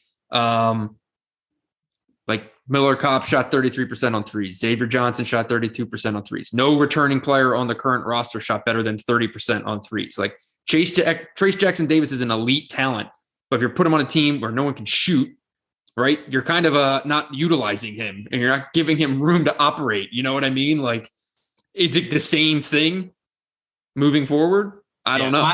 My holdup is you can talk about modern offense and everything else all offseason, but if your two best players are Trace Jackson Davis and Race Thompson, how are you going to play modern offense and space the floor when your 4 and 5 can't and don't shoot jump shots? And you shoot 31% on threes as a team, which is basically what the roster projects to. That's the kind of the limiting factor here. And Trace Jackson Davis has put up shockingly efficient and productive stats while playing on teams that were not. And I think that pure talent that deserves recognition, but I just don't know. I don't know. I'd like it more if he could shoot or something, but man, like the few jump shots he took last year were adventures. It was almost like Ethan Happ style. Well, he's a shitty free throw shooter for a reason. Yeah. So he's like just he's always a guy that I think we have higher at the start of the year than the end of the year because his talent's obvious and Indiana's just not good. And then he's more of a second team guy. So is this finally the year that changes? I don't know. Fourth, done. Fourth. Yeah. I mean, I think this is right. Just because based on who he is, like you can't put him lower. I mean, I guess you could, but talent wise, he's a top 5 talent in the league. So, he's a game change. He can have game changing moments. He can score. He can be spectacular. He can change games, all these things. But yeah, like I feel like in terms of, it's not like if he could single-handedly make Indiana an NCAA tournament team, right? Like that would have happened. And so I kind of say as Indiana goes, Trace Jackson Davis goes, right? Not as Trace Jackson Davis goes, Indiana goes. Like the team needs to be good around him. That's probably right. So yeah, I think it's fair. I think this is a good spot to have him. Trace is a great player. Yeah. And if Indiana's good, right, and Mike Woodson absolutely works out and they find something and they play a different way, and you tell me at the end of the year, Trace Jackson Davis is the conference player of the year, I would be like, I don't think anyone would be stunned. Like he certainly has that ability. So yeah, he clearly has player of the year upside. I would say anyone in the top 5 could pretty easily be player of the year. It's not like there's a obvious lock that someone is going to be that and there's no one else is a candidate. Top 3, Kofi, Hunter, Liddell. You in on that order, out on that order? What do you That's right. Agreements? I think that's right. I mean, like I said, I think I would want.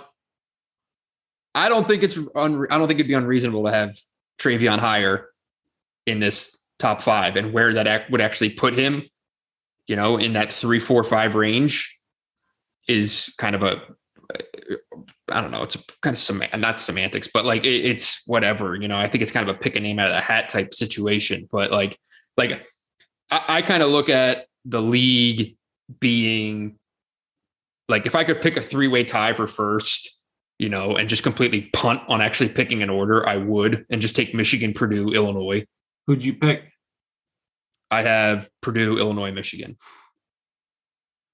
Can we talk? So let's go EJ Liddell, right? Let's go quick. We've talked about Ohio State a lot. Liddell, incredible offensive player, inside, outside. I think he's probably the most refined offensive player in this group. I also don't know if he can really have much of a better season than he had last year. So he's the best 4-man in the league, full of great centers. And I worry that the roster is going to force him to have to play center. I don't know why Ohio State didn't get I know it's easier said than done, just going and picking up a really high level center, but shit, pretty obvious, right?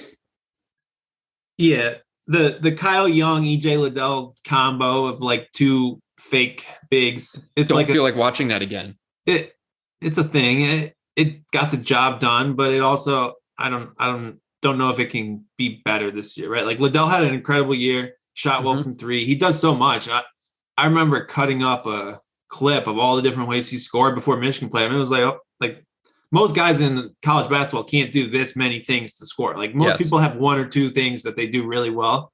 Liddell is just graded out at an elite level and basically across the board. So I think, and it's spectacular. He can be spectacular defensively too. For a guy who's not like a jump out of the gym type, he's so goddamn long. You know, I mean, the way that he blocked shots, you remember that, the block he had on Kofi on that putback attempt at the buzzer in the Big Ten tournament. Like I think he's the only dude in the league that can make that play.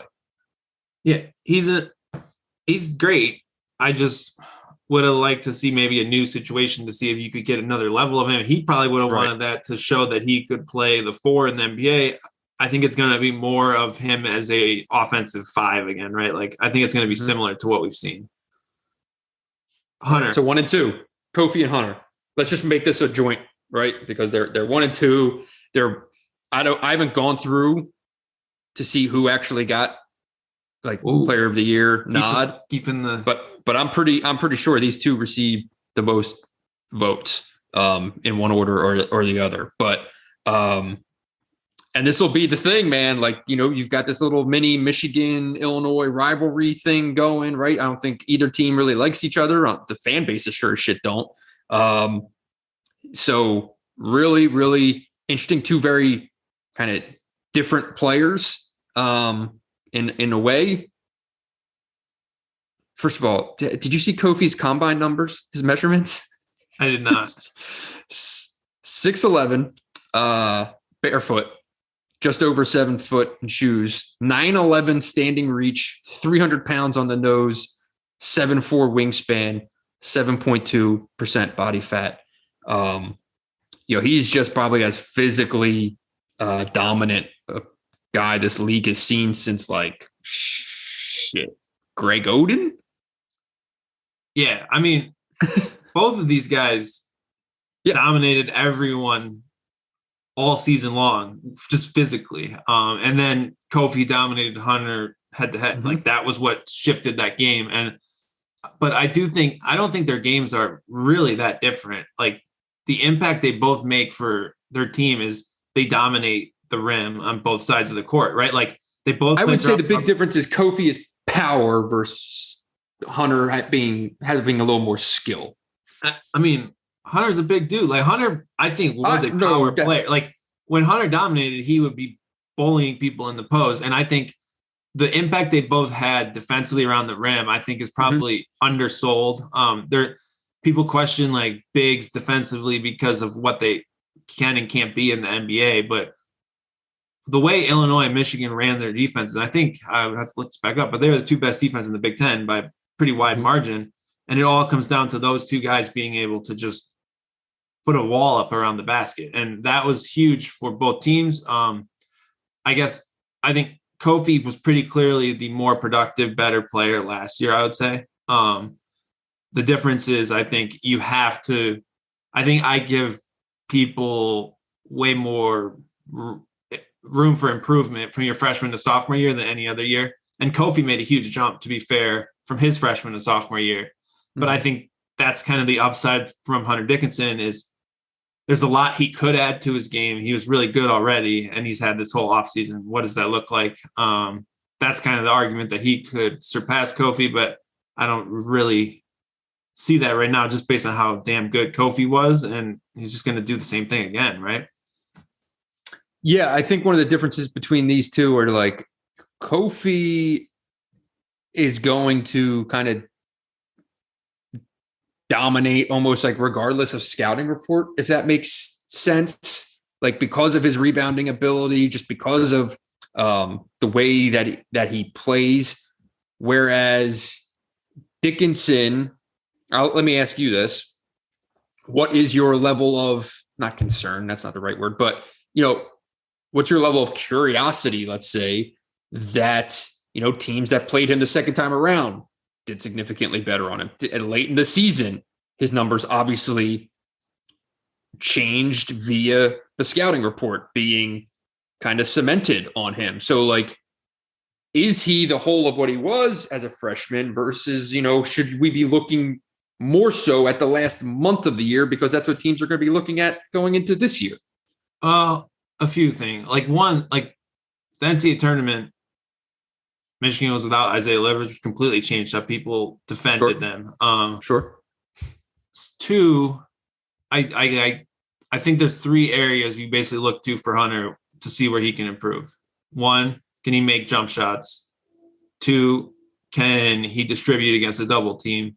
3, can he go to his other shoulder? I had a graphic up on my site that was basically he like a scatter plot of each hand efficiency, and he was basically the least efficient, least usage to the bad hand, and then most efficient, most usage to his right hand. So he was like one of the most dominant players when he went one way, but that's obviously the easiest scout in the world, and he ran into people who were big enough to take that away. And that was an issue. I guess I'm not going to sit here and say that I think he's just going to be that player that was quote unquote scouted. I think that changes very much over the course of the season, right? Like, so I don't know. I think passing is honestly one of the things that people aren't talking enough about with him, because he wasn't anywhere close to as good of a passer as I thought he could be last year, based on his high school film. And I think that's the area where most teams are going to still have to bring a double team to force you to your other hand. And he needs to do a way better job of being able to make the right reads out of those situations, because he doesn't have maybe quite the number of pros around him that he had last year. So you mean using his passing to score? Because there's plenty of times, right, where he would catch a double, pop the ball back out, and it would swing around the court and kind of be a hockey assist. But I think he really struggled. Expand on what you think it looks like for him to be a quote better passer. I mean, that's a big part of it. But I don't think he did what you're talking about nearly enough. I think he turned it over against a lot of teams that had any sort of a competent double team. So I just think those numbers can flip in general. I think, honestly, the one concern we didn't even talk about, Michigan can't space the floor like they could last year. It's going to be a lot easier to double team Hunter Dickinson. Basically, everyone who was around him last year shot 40% from 3. If that's not the case, then I think that's the actual. It's not really about Hunter changing or being scouted. It's, well, okay, Brandon Johns is sitting there. I'm going to double team off him every single time. What are you going to do to beat me then? And that's the worry, I think, for maybe Dickinson's upside this year. Is there enough shooting to really give him the space that let him be so effective last year? Yeah, like it. When I was coming up with that preseason order, I know you kind of rolled your eyes at my top 3, but like when I see what Michigan lost off last year's team, it's a lot, man. Franz Wagner, Isaiah Livers, Mike Smith, Shawnee Brown. No disrespect to Austin Davis. Not only is it 4 of your top 6 scorers, but it's 4 guys who all shot basically 40% or better on threes. Obviously, Franz, he was probably under that, but still had to be defended. Purdue lost Aaron Wheeler, Illinois lost Io, Adam Miller, and Georgie Bashadas-Vili. Like, when you see what's coming back, and I know auditions and blah, blah, blah, blah, but like, I'm just saying, in terms of replicating last year's success and things like that, when I look at Illinois and Michigan, like, there's a bridge there for Michigan to find, and that shooting and how it can lead to Dickinson being defended. I think that's a really legitimate point you bring up. Defensively too, they're going to probably take a step back. See, I disagree. That's what I was going to disagree with. I think Michigan is going to be elite defensively because they bring back Hunter Dickinson, because they bring back Eli Brooks, because those 2 guys were so critical to what made the defense effective. And then you're going to lose their best defensive player. Yes, but you're going to take Austin Davis's minutes. You're going to give them to Moussa Diabate. You're going to take Mike Smith's I'm not saying they're not going to be. Well, they were great last year. I think you could take a small step back, especially early in the year. You're going to take Mike Smith's minutes. You're going to give them to Devonte Jones. Those are basically the 2 areas where people really picked on Michigan. You do lose Franz Wagner, who is really kind of that impact defensive guy, but there's a lot there. And I think you can't underrate bringing in new talent. It's one, like continuity is important. Running it back is important. I'm not saying that Purdue and Illinois aren't going to be good, but Michigan does bring 3 McDonald's All-Americans into the team. Like, there's some healthy amount of new pieces to kind of keep moving forward. I think, like, I don't love teams that just kind of run it back for another go, but I do think shooting is a very fair question. And the question, it's kind of what comes first, right? Like, is it Hunter Dickinson's gravity around the rim that leads to good shooting because people get good shots, right? Like, you have to throw bodies at Hunter Dickinson, so the shots that your perimeter players get are always better. Or is it shooting that creates the space for Hunter Dickinson around the rim? And that's kind of going to be the question early on, is what you can get from him. And like, we also have questioned Purdue and Illinois shooting. So it's not like Michigan's alone in this.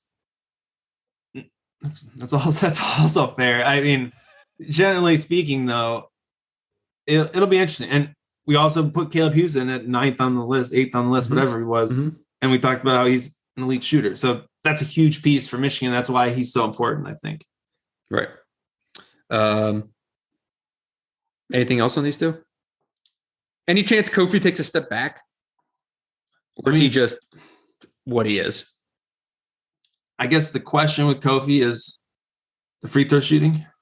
Sure. I think that limits his upside. Like, but at the same time, he's just so damn dominant. And I don't know what else you're gonna do, but just pound the ball through Kofi this year, right? Like, is he gonna start missing shots when he's an inch away from the rim? Like, it's just kind of what happened. I don't know. Like, most people have nothing that can stop him. Yes. Like, well, how would he be? Why would he take a step back? I can't draw. Yeah, I know. That's what I'm saying. Like, and what did he do last year? I mean, shit. There's just. I guess my point earlier was, like, we saw basically one version of Kofi last year, and it felt like we saw 2 versions of Hunter Dickinson. You know what I mean? Yeah. How many versions of Kofi did we see as a freshman, though? Right? Like, that's the thing about that freshman to sophomore leap. I think is important. Kofi, there's also plenty of guys who don't take it. Just saying. Yeah, that's true. I mean, Kofi, though, I don't think you can really argue with what he did. He just had, like, I don't know how you could not pick him as Big Ten preseason player of the year, personally. Right. So, and that was, we both. I mean, I've been going, like, for me, it's just been Kofi, Dickinson, and I know you don't want to hear Trayvon Williams' names, but those are the 3 that I've kind of just been playing around with. You'll probably talk me into Kofi, but that's fine. Yeah, this is a nice long podcast, bringing it back with a fury here. That's right.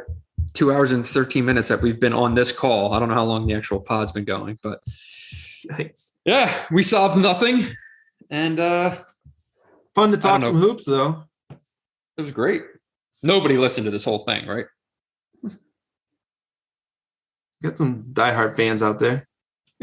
Well, we love you for those who did. And if you did make it to this point, be sure to leave a review or whatever, iTunes store, all that good stuff. But most importantly, seriously, subscribe to UM Hoops for what will be a great season of content from Dylan. Catch up on all the offseason stuff he did if you haven't already. Subscribe to The Athletic. My golf coverage is over. All basketball from here on out. So I am looking forward to this year, hopefully a little bit better than last year. Right? I think we can both agree that will be the case. Fun to have fans back in games, hopefully. Yeah, I'm just hoping to not have to text, operations guys and assistant coaches to find out if games are happening on the day the game is scheduled to be played. So I think it's going to be great. Yeah, I'm ready. I'm ready for some hoops. It's been a weird summer, but let's get into some hoops. Hitting the road Wednesday. Off to Indy for some Big Ten Media Day. Going to be terrific. We appreciate all you guys listening. Be sure to tip your bartenders and servers.